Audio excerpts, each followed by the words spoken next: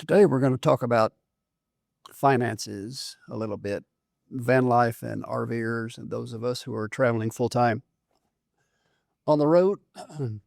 What I want to do is talk about a little bit of financing and looking for income, those kinds of issues. And I think what I'm going to do on Mondays, today's Monday, I think on Mondays for a while, we're going to talk about van life finances. And what I wanted to do today was I wanted you to go along with me as I do some research. What I did is I went to Gemini and did a deep research, and I basically asked Gemini to do some deep research on the financial concerns of people living on the road, van lifers and RVers.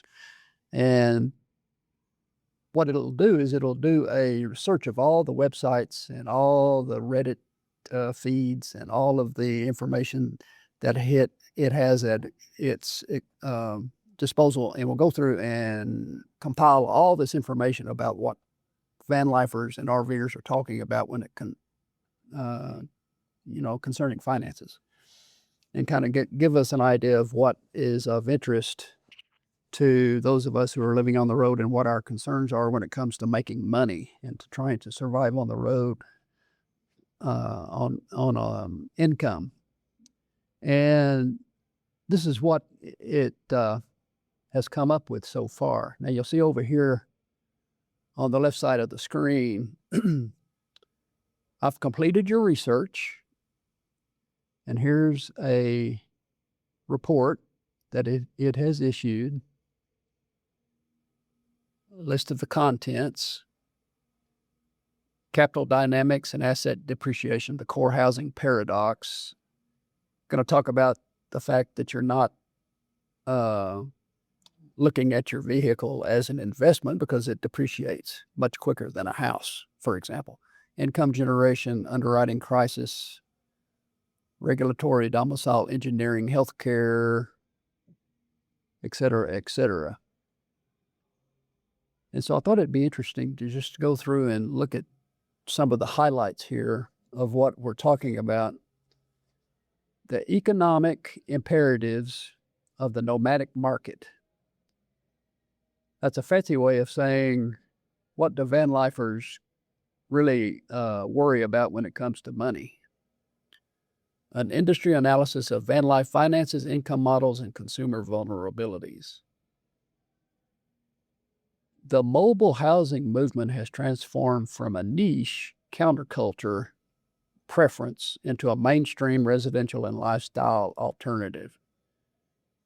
And I think that's a key thing to understand, is that it's no longer countercultural activity going on.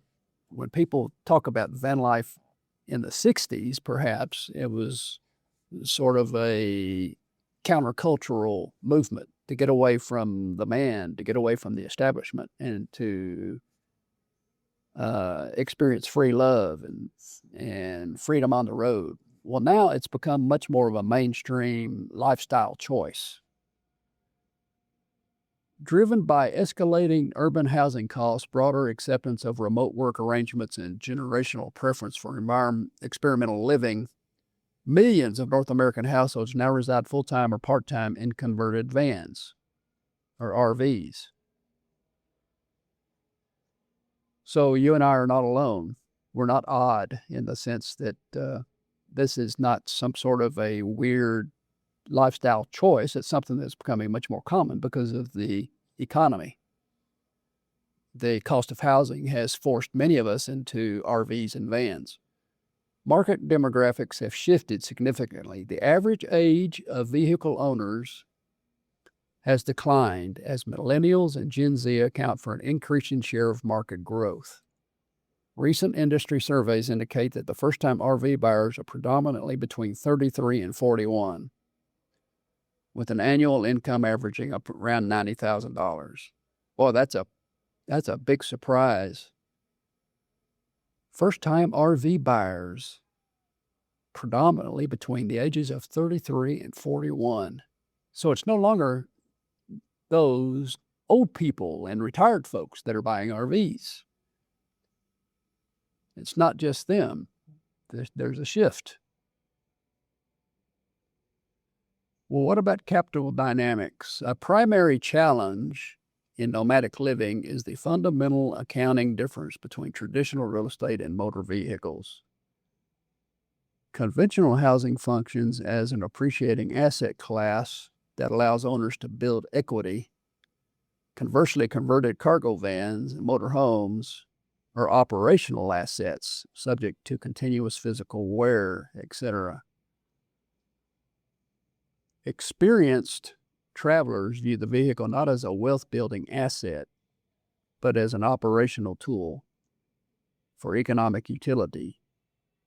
In other words, we're not purchasing our van or our RV as an investment because it's going to depreciate in value. It's not going to appreciate like real estate would. But we do it as an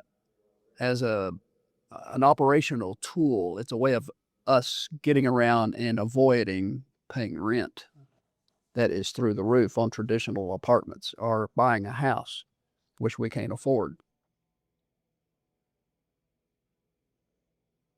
The lower baseline living expenses associated with vehicle dwelling, $1,000 to $2,000 per month, are offset by catastrophic mechanical exposure. So that's what many of us are fearing, is this catastrophic mechanical exposure that we are risking in order to live cheaply. Unlike stationary renters, and vehicle dwellers combine their housing and primary transportation into a single mechanical system. A major engine or transmission failure creates an immediate dual crisis, an expensive mechanical repair cost combined with sudden temporary homelessness. So not only are we without our van, we're basically homeless until the repair is made. We also have an expensive repair to make. So we're getting hit on both sides of the head. Without a dedicated emergency cash reserve of at least $10,000, a breakdown can eliminate accumulated savings and force an unplanned exit from the lifestyle. The market is divided into two distinct socioeconomic groups. You've got your voluntary nomads, which are higher income remote professionals, retirees, established freelancers who adopt vehicle dwelling strategically to accelerate savings. Or you have involuntary nomads, lower cost, lower income individuals driven into vehicle dwelling by unaffordable rents, job losses, and housing. Income generation, architectural, work camping labor markets. Nomadic travelers support themselves across a diverse labor spectrum, ranging from high-margin remote knowledge work to physically demanding seasonal labor. So, if we're going to support ourselves on the road, if we're living in a van or an RV and we're trying to produce some income, we're either going to be doing it through labor, through a lot of hard work, physical work, or we're going to have some remote knowledge work where we can work a remote job. Income category, operation, look at this chart. Income category, compensation structure, operational requirements, and primary financial risk and disadvantages. All right, remote work, which would be software, design, marketing, etc. $50,000 to $120,000 a year, reliable mobile internet. So we're going to have Starlink, and we're going to have to be sure we have a good power system, lots of battery bank. The financial risk, corporate policy shifts against remote work, tax complexities across states. That is the deal. I guess our taxes, if we're working remotely, do we base our taxes on our current residence that we provide, or is it based on the location of the employee, the company that we're working for? Agricultural work camping, you can make $18 an hour, $2,500 to $4,300 per 2 to 4 week session. This is if you work agricultural, high physical stamina. Well, that's not me. I'm too old to do any sort of farming or agricultural work. Campground hosting, that's another way. Free campsite utilities, minimum wage, $18 an hour. What it is, on-site available guest management, light facility maintenance. So in a campground hosting situation, I guess you're exchanging your lot on the place itself in exchange for work. You're working at the campground in exchange for parking your RV or your van there, and maybe you get an hourly wage as well. Mobile infrastructure inspection, $11 an hour, $300 a week. Vehicle wear capacity, frequent regional relocation. Yeah, I'm not real sure what this is talking about here. Vehicle wear capacity, frequent regional relocation, accelerated wear, erratic schedules, constant travel. I guess we're talking about there maybe mobile repair services, digital content creation. You're a YouTuber. This is the category that I fall under. Variable, YouTube revenue, sponsorships, Patreon, etc. High bandwidth, video production equipment, audience retention. So, that's the big thing is we got to have an audience if we're going to be a YouTuber, if we're going to create content. High income volatility, algorithm dependency, and market saturation. Those are the risks.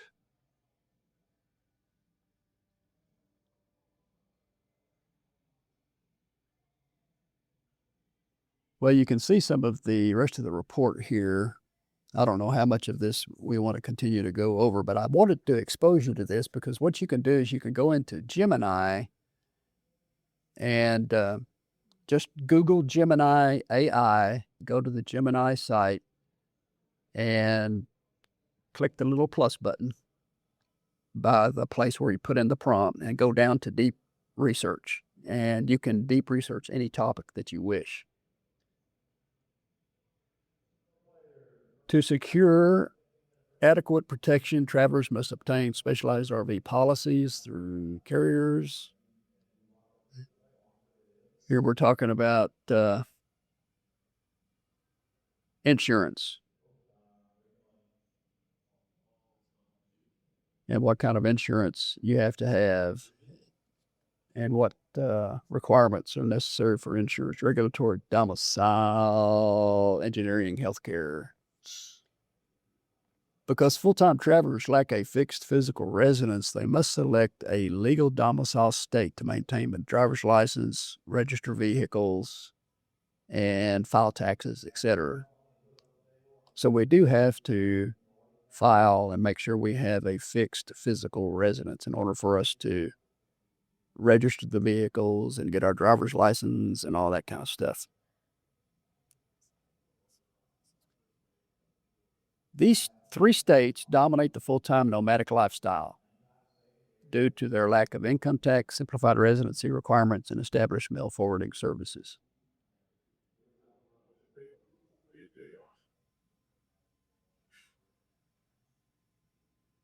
South Dakota, Texas, and Florida. Now, I'm in Texas. I'm using Texas as my permanent residence. And this shows you here the setup. In-person DMV visit required. Mandatory annual safety remissions inspection requires in-state inspection. Moderate plan choices for health insurance. Escapees RV Club. Yeah, this right here is an excellent choice. The Escapees RV Club. For a fixed fee, per year, you can use them as your permanent residence, and they will collect your mail. They will forward your mail. They will provide you a permanent residence where you can renew your license, you can register your vehicle, all of that kind of good stuff. And you can see in Florida and South Dakota, they also provide the same similar thing.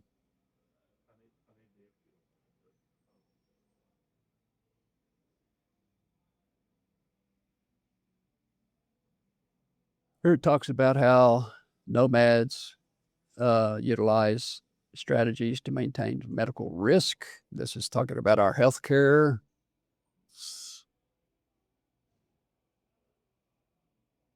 So this is a pretty good in-depth research, deep research of the nomadic lifestyle and the financial issues that we have, the problems we think about.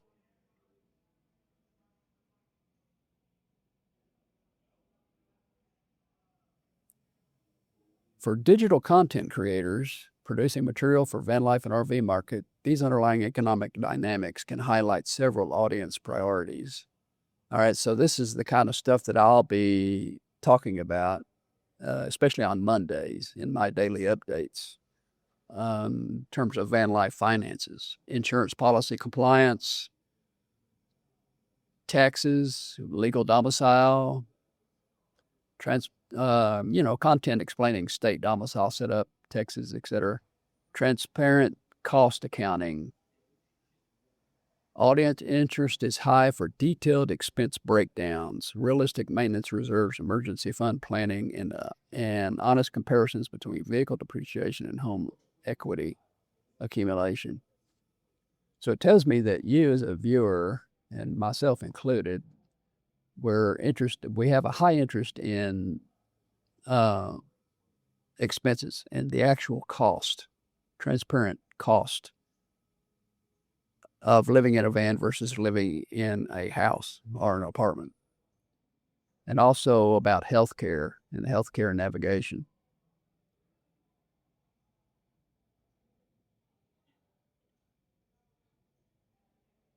All right. That's pretty much the report. So over the next few weeks, on Mondays, in my daily updates, on Mondays, I'll be talking about van life and RV financing. That's the goal. That's the idea. And I just wanted to sort of give us an indication of where we're going. So next Monday, we'll come back, and on Monday, we'll talk about some specifics of some of these things that we've discussed, and we'll look into the financial worries and the financial concerns of living on the road and being a van lifer or an RVer. And we'll try to do the best we can to try to work our way through some of the details and the weeds of these issues in terms of expenses and retirement, investments, health insurance, taxes, because I am certainly no expert in any of those areas, and so I'll be learning right along with you. Well, thanks for being with me. If you stayed with me this long, I appreciate it. Get in the comments and let me know what you think, and if you have any questions, let me know. Remember to hit that sub button and the like button. I appreciate every sub that I get, and I appreciate you viewing my videos. I don't take you for granted, so I do appreciate everything that you do to help me build this channel and to build this community. So go out and have a good day, and we'll see you tomorrow. I'll be back for another daily update.